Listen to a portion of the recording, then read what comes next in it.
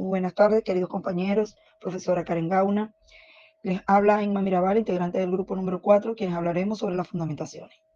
Las fundamentaciones de la educación no son más que los principios y bases teóricas que sustentan el proceso educativo. Estos fundamentos incluyen la filosofía, la sociología, la psicología y la historia de la educación, entre otras disciplinas, que ayudan a entender la naturaleza, el propósito y el proceso de la educación. La educación se ve influenciada por el contexto histórico, social y cultural en el que se desarrolla, lo que la convierte en un fenómeno social. La planificación se fundamenta en la determinación de objetivos, la evaluación de recursos, de selección de estrategias y la implementación de planes para lograr metas específicas. Se basa en la identificación de necesidades, la exploración de alternativas, de la evaluación de riesgo y la adaptación a cambios en nuestro entorno social. Gracias. Buenos días, profesora y compañeros. Mi nombre es Jesús Chirino, de cédula de identidad 31-150-516. Yo le voy a hablar sobre tipos de planeación. Los fundamentos de la planeación se dividen en diferentes tipos según su enfoque y alcance. Los principales son la planeación estratégica, táctica y operativa. Además, se pueden identificar elementos claves como misiones, objetivos, estrategias, políticas, procedimientos, programas y presupuesto. Tipos de planeación. Planeación estratégica. Define los objetivos a largo plazo de la organización y cómo se deben alcanzar considerando el entorno externo y los recursos internos. Planeación táctica. Implementa la estrategia general estableciendo objetivos y acciones a nivel de departamento o área para apoyar la consecución de los objetivos estratégicos. Buenos días, muchachos. Profesora Karen Gauna.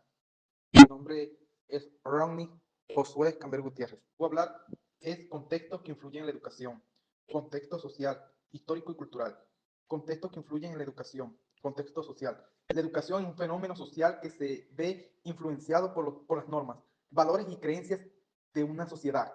Contexto histórico. La educación se ha ido transformando a lo largo de la historia, reflejando los cambios sociales, culturales y políticos. Contexto cultural. La cultura influye en la forma en que se enseña y aprende, así como en los contenidos y objetivos educativos. Gracias. Buenas tardes, profesora y estudiantes, compañeros. Mi nombre es Fernando Rodríguez, del grupo número 4, y en esta oportunidad le voy a hablar un poco sobre la filosofía, psicología, sociología e historia de la educación. La filosofía de la educación es una rama de la filosofía que se centra más que todo en el análisis y la reflexión crítica sobre los procesos educativos, tanto objetivos, métodos, valores, entre otros. ¿Cuál es la sociología de la educación? Es una subdisciplina de la sociología que estudia cómo la educación y los sistemas educativos pueden interactuar en la sociedad en su conjunto. También investiga cosas como la desigualdad educativa, la teoría del capital cultural, el impacto que puede tener las políticas educativas, la interacción que puede tener un estudiante en el aula junto a sus compañeros o a un profesor, entre otros. ¿Cuál es la psicología de la educación? También es una rama de la psicología que se centra en el estudio de cómo los procesos psicológicos afectan el aprendizaje y la enseñanza de un estudiante, ya hablando en un contexto educativo. También vemos cómo se desarrolla su cognitividad, el constructivismo, su motivación, sus diferencias individuales, cómo son sus intervenciones educativas, entre otros. Ok, ¿cuál sería la historia de la educación? En la educación antigua, podríamos decir que las primeras civilizaciones que empezaron a educarse, a aprender, a desarrollarse como personas, fueron las civilizaciones de Mesopotamia, Egipto, Grecia y Roma. En la Edad Media podríamos ya ver las primeras universidades y las escuelas monásticas. También se convirtieron en un centro de aprendizaje. En el Renacimiento se promovió un enfoque más humanista en la educación, destacando el estudio de las humanidades, las artes plásticas y la ciencia. En el siglo XVIII, los filósofos como Rousseau abogaron por una educación más natural e inclusiva. Bueno, ya a partir del siglo XIX, la educación empezó a ser obligatoria para todas las personas. En el siglo XX podríamos decir que hubo una educación más inclusiva. Y en el siglo XXI, gracias a la tecnología educativa, podríamos decir que se globalizó en todos los colegios, universidades, preescolares del mundo, la tecnología como parte de la educación.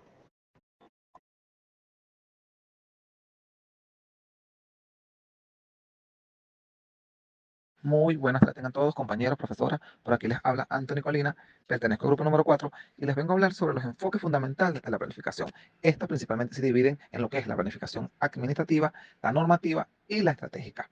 Cada una de ellas tienen sus propias perspectivas y objetivos. Pasando a lo que es la administrativa, podemos verla como aquel proceso en el cual se determinan los objetivos y las estrategias para lograr lo que se busca, siendo esta la base de la gestión en cualquier organización. Esto implica lo que es analizar la situación actual, definir los objetivos, establecer estrategias y desarrollar planes de acciones. Cuando hablamos de la planificación normativa, es más que todo un enfoque de la planificación que se basa en la creación y aplicación de reglas, normas o regulaciones que logren los objetivos específicos. Pues bien, esta nos permite a todos los ciudadanos con carácter general o a las empresas en particular, como también a las administraciones públicas, que puedan conocer con una antelación suficiente las normas que se prevé aprobar. Y cuando nosotros hablamos de la planificación estratégica, decimos que es un proceso sistemático que todas las organizaciones utilizan para definir su dirección a largo plazo o también para establecer objetivos y desarrollar estrategias. Por esto también implica lo que es analizar el entorno que nos rodea. Muy buenos días, profe. Me llamo Jesús Romero. Soy integrante del grupo número 4. Pertenezco a Ciencia de la Educación, mención Educación Física. En esta ocasión les voy a hablar sobre los fundamentos didácticos.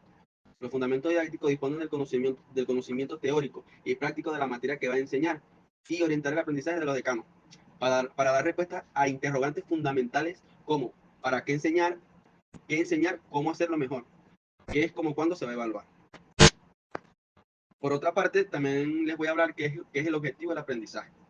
Es el diseño de objetivos en la etapa más difícil del proceso de planificación didáctica, pero si se lleva a cabo de manera correcta. El profesor brinda certeza y dirección y lo apoya para situar correctamente en los programas educativos. Un objetivo educativo es el comportamiento esperado en el alumno como consecuencia de determinadas actividades didácticas y de docente, comportamiento que se debe ser susceptible de observar y evaluar. Las metas de la educación son cambios en la manera como se realizan los individuos, como el medio y la forma como se reciben a sí mismos y a los demás. Los objetivos señalan estos cambios a promover y son descritos como adquisición y desarrollo de habilidades, actitudes y adquisición de información, desarrollo de nuevas relaciones conceptuales, cambios de punto de vista, ámbitos, actitudes, relaciones con los valores objetivos y formativos.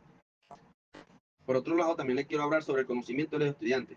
Dicho tema constituye que es el punto de partida para la educación de los estudiantes, ya que esta depende de su desempeño y desarrollo humano en todas las facetas de la realidad y del contexto, con la que le acompañan y son próximas en decir este tipo de conocimiento busca horizontes para sujetos que puedan entender profundamente las realidades que hoy en día el mundo impone, ya sea a nivel político, ético, moral, económico, religioso, cultural, social.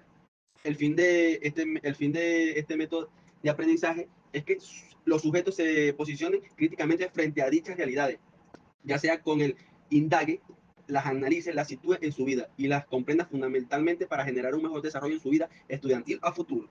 Profe, también vamos a abordar un tema que es el contenido curricular. ¿Qué es el contenido curricular? Valga la redundancia, es un sentido general. Los contenidos curriculares son una selección de conocimientos de diversa naturaleza que se consideran fundamentales para el desarrollo y la socialización de los alumnos y cuya asimilación no puede realizarse de forma plena y correcta sin una ayuda específica. Un tema que nos hace énfasis, el tema que me hace más énfasis a mí en esta exposición es la metodología de enseñanza. ¿Qué es la metodología de enseñanza? Se dice que es el conjunto de estrategias, técnicas y enfoques que utiliza la profesora o el profesor o el docente para facilitar el aprendizaje de los estudiantes, que abordan aspectos clave en el proceso educativo como la motivación, la participación, la interacción o la evaluación. Hay unos métodos de enseñanza que son los más comunes o los más tradicionales, que como lo son clases o lecciones magistrales, tutorías, apoyo técnico, práctica de laboratorio, aprendizaje por recepción, resolución de ejercicios. Bueno, profe, seguida la exposición, le vengo a hablar sobre otro tema que es la evaluación del aprendizaje. Es un método utilizado muy amplio y de alta gama de métodos y herramientas para medir el nivel de conocimiento de las competencias de los educandos, generalmente mediante su rendimiento y para comprender los procesos y contextos que permitan se actualizan su progreso y sus logros. De antemano seguimos con el tema que es la secuencia lógica. Es una sucesión ordenada de cosas que guardan algunas relaciones entre sí, una continuidad o una sucesión ordenada. se denomina secuencia en un término de conjunto de elementos que ordenan en una determinada sucesión. Esto es uno detrás de otro, uno delante de otros. Ahora pasamos con el tema que es la diversificación de recursos. La diversificación de recursos es el proceso de varios recursos, ya sean inversiones o esfuerzos, para reducir riesgos y aumentar las oportunidades de éxito. En otras palabras más simples, la diversificación es el proceso de convertir algo que era único, pero en característico, en una variedad de opciones diferentes, como por ejemplo, es como pasar un campo donde solo se cultiva un tipo de fruta a otro donde hay múltiples frutas disponibles. Bueno, profe, y para culminar mi exposición, les quiero hablar sobre la adaptación a la diversidad. Esta se refiere a la capacidad de ajustarse a las diferentes individuales culturas sociales y de otro tipo de representantes en un entorno. En el contexto educativo, esto implica la implementación de estrategias y prácticas que extienden las necesidades de todos los estudiantes, independientemente de sus antecedentes, habilidades o características. Algunas estrategias de adaptación a la diversidad incluyen a la diferenciación del currículo, el uso de materiales y recursos diversos, la colaboración con familias y la promoción de un ambiente inclusivo. En este enfoque busca garantizar que todos los estudiantes tengan la oportunidad de aprender, desarrollarse de manera equitativa. Muchas gracias por su atención. Buenas tardes, mi nombre es Joel Bricea, estudiante de la Universidad Nacional Experimental Francisco de Miranda. Mi número de cédula es 3295248 y el tema que estaremos tratando hoy es fundamentación pedagógica. Le estaré hablando un poco sobre los ejemplos de ella. Empezamos con lo que es la justificación de un enfoque constructivista. El enfoque constructivista permite adaptar la enseñanza y las necesidades individuales de cada estudiante al reconocer que cada uno tiene experiencias y conocimientos previos únicos. Los estudiantes participan activamente en su aprendizaje, lo que aumenta su motivación y compromiso con el contenido. Se fomenta el desarrollo de habilidades cognitivas superiores como el pensamiento crítico y la resolución de problemas, al evitar a los estudiantes reflexionar sobre su propio pensamiento. Facilita la transferencia de aprendizaje a situaciones de la vida al enseñar a los estudiantes a aplicar sus propios conocimientos en contextos nuevos y complejos.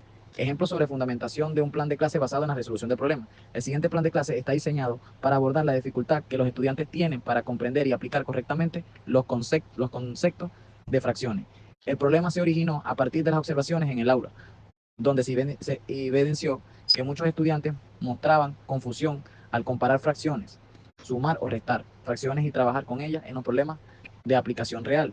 Para abordar esta dificultad, se propone un plan de clase que se enfoca en la consolidación de los conceptos básicos de fracciones a través de actividades prácticas y manipulativas.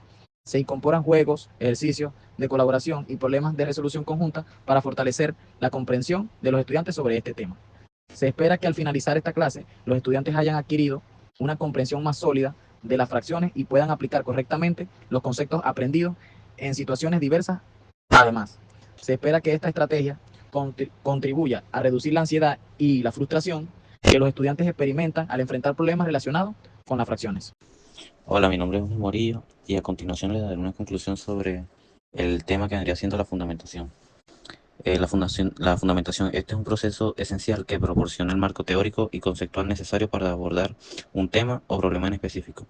Este abarca la revisión de antecedentes, la identificación de teorías relevantes y la construcción de argumentos sólidos que respaldan una investigación o proyecto de una manera presentable. Una buena fundamentación establece la relevancia del estudio, justifica la elección de métodos y ofrece un contexto que enriquece la comprensión del fenómeno en cuestión. En resumen, una fundamentación bien articulada no solo refuerza la credibilidad del trabajo, sino que también guía al lector a través de la lógica que sustenta las decisiones tomadas, promoviendo así una conexión más profunda con este tema que vendría a ser tratado.